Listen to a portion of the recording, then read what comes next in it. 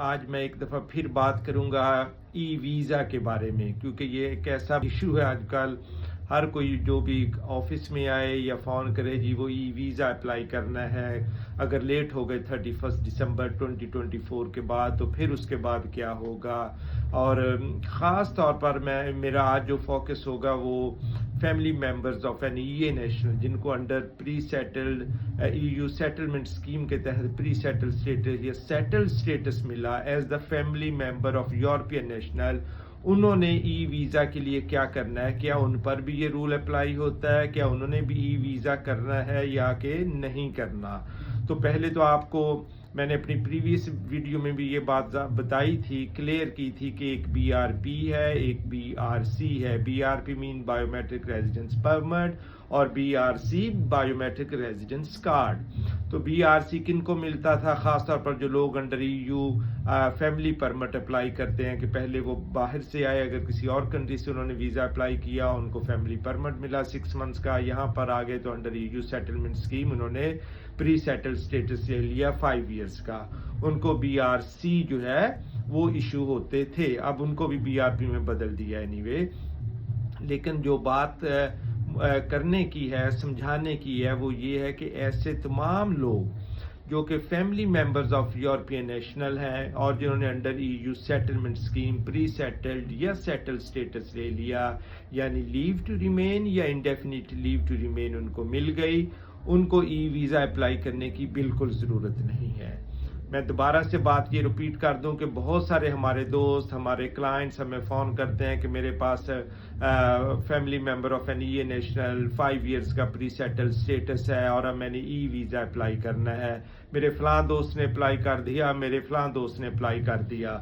اور جب ہم ان کو بتاتے ہیں کہ آپ کے پاس پہلے ہی ای ویزا ہے، آپ کو اپلائی کرنے کی ضرورت نہیں ہے، تو ان کے لیے تھوڑا سا اس کو انڈرسٹینڈ کرنا، سمجھنا مشکل ہو جاتا ہے. وہ کہتے ہیں کہ یہ کیا بات ہے. تو یاد رکھیے جو آپ کو پری سیٹلڈ یا سیٹل اسٹیٹس ملا، جو آپ کو ای میل آئی ہوم آفس کی طرف سے، اس کے ساتھ اٹیچمنٹ تھی اور اس میں لکھا گیا تھا کہ you have been granted limited leave to remain یا انڈیفینٹ لیو ٹو ریمین یعنی پری سیٹل یا سیٹل اسٹیٹس. تو اس کے اندر ہی ایک لنک بنا ہوا ہے پروو یور اسٹیٹس.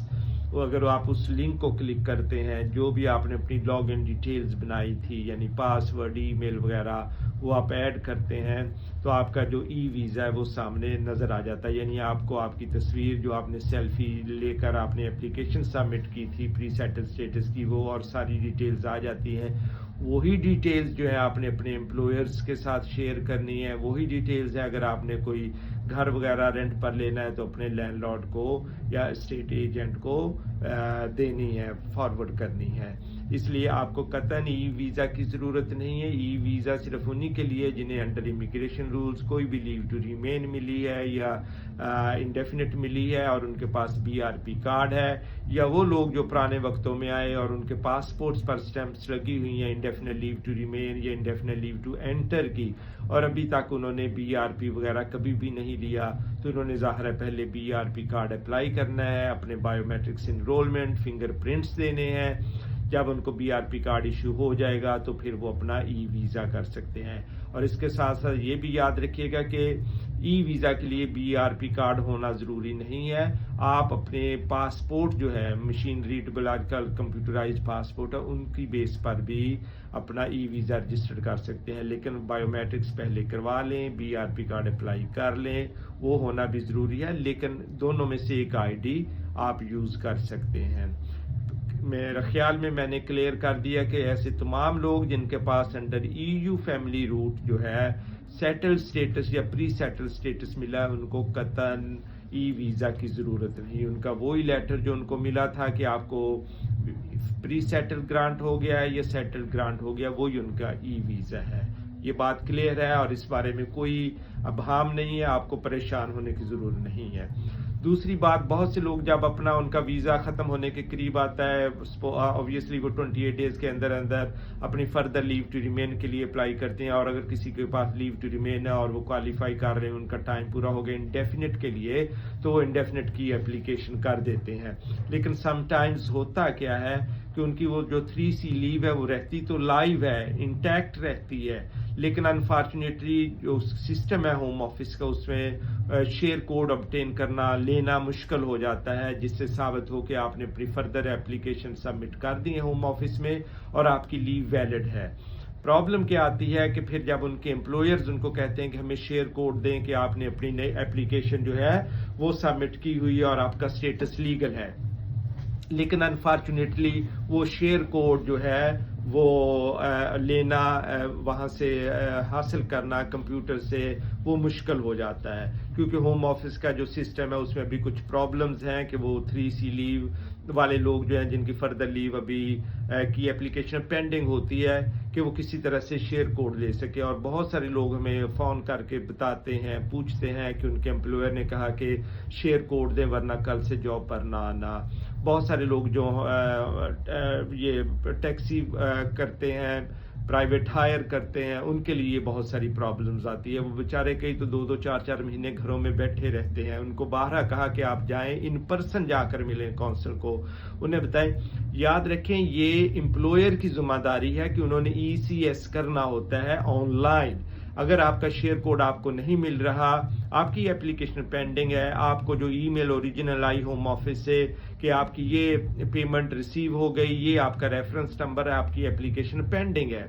آپ وہی ای میل اپنے امپلائر کو فارورڈ کریں۔ امپلائر کی ذمہ داری ہے کہ وہ ECS employment checking service on line کرے، کمپیوٹر پر جائے، ECS کا فارم جو ہے وہ کمپلیٹ کرے، کلائنٹ کی جو ایپلیکنٹ کی امپلائی کی جو ڈیٹیلز ہیں اس کو ایڈ کرے اور ہوم آفس کو فارورڈ کرے، تو پھر اس کو جواب ملتا ہے کہ یس اس کو پرمیشن ورک پرمیشن ہے یا نہیں، اس کی 3C لیو جو ہے وہ ویلڈ ہے کہ نہیں ہے۔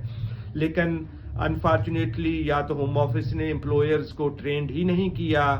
لگتا ہے ایسا ہی ہے، یا پھر یہ ہے کہ امپلائرز یہ ذمہ داری لینا ہی نہیں چاہتے۔ بہت ساری ریکروٹمنٹ ایجنسیز ہیں، وہ امپلائیز کو بلاتی ہیں کل سے کام پر نہ آنا، ہمیں شیئر کوڈ دو، وہ بیچارے پریشان ہوتے ہیں، وہ اپنے لوئرز کو کانٹیکٹ کرتے ہیں کہ اب ہم کیا کریں جی، ہمیں کام کی اجازت نہیں مل رہی، وہ کہہ رہے ہیں کہ آپ کا شیئر کوڈ جنریٹ نہیں ہو رہا۔ تو وہ بھائی جنریٹ کیسے ہوگا جب ہوم آفس نے ایسا سسٹم ہی ابھی ڈیولپ نہیں کیا کہ وہ جنریٹ ہو سکے؟ تو اس کے لیے یہ امپلائر کی رسپانسبلٹی ہے، یہ ایک ان کی لیگل ڈیوٹی ہے کہ وہ ECS کریں تاکہ ان کو پتہ چلے کہ اس بندے کو ویزا کی لیو ٹو ریمین ویلڈ ہے کہ نہیں، یہ کام کر سکتا ہے، پرمیشن ہے اس کو ورک کی یا کہ نہیں۔ اسی طرح کونسلز ہیں، لوگوں کی ٹیکسی کے بیجز جو ہیں وہ ختم ہو جاتے ہیں، وہ کہہ رہے ہیں کہ اب ہمیں کام کی پرمیشن نہیں مل رہی، لوگ بیچارے روتے ہیں کہ کہاں سے اپنا بریڈ اینڈ بٹر پورا کریں، کس طرح سے ساری لائف کو سروائیو کریں کہ کام کی پرمیشن نہیں ہے۔ لیکن یقین کریں، آپ جائیں، آپ ان کو بتائیں کہ یہ ہماری ای میل ہے، آپ ECS کریں۔ کچھ کونسلز کا مجھے پتا ہے وہ کہتے ہیں ہم 20 پاؤنڈز لیں گے، ہم آپ کا ECS کریں گے، دس اینڈ دیٹ، تو آپ ان کو فیس پے کریں، فون پر نہ ٹھہریں، آپ وہاں پر جائیں، ان پرسن فزیکلی جا کر ان کو ملیں اور انہیں بتائیں کہ آپ ECS کریں، یہ آپ کی ذمہ داری ہے، تاکہ ان کو پتہ چلے کہ یس اس بندے کی ایپلیکیشن پینڈنگ ہے اور اس کو کام کی پرمیشن ہے۔ امید ہے اس چھوٹی سی ویڈیو سے کوئی نہ کوئی آپ کو گائیڈنس ملے گی۔ بہت سارے آبویسلی اس طرح کا مٹیریل جو ہے وہ سوشل میڈیا پر اویلیبل ہے، رہنمائی حاصل کریں، لیکن یہ جسٹ انفارمیشن ہے۔ Obviously, as I always say, it is not a legal advice. Please seek a legal advice before taking any action, any step. Okay, all the best.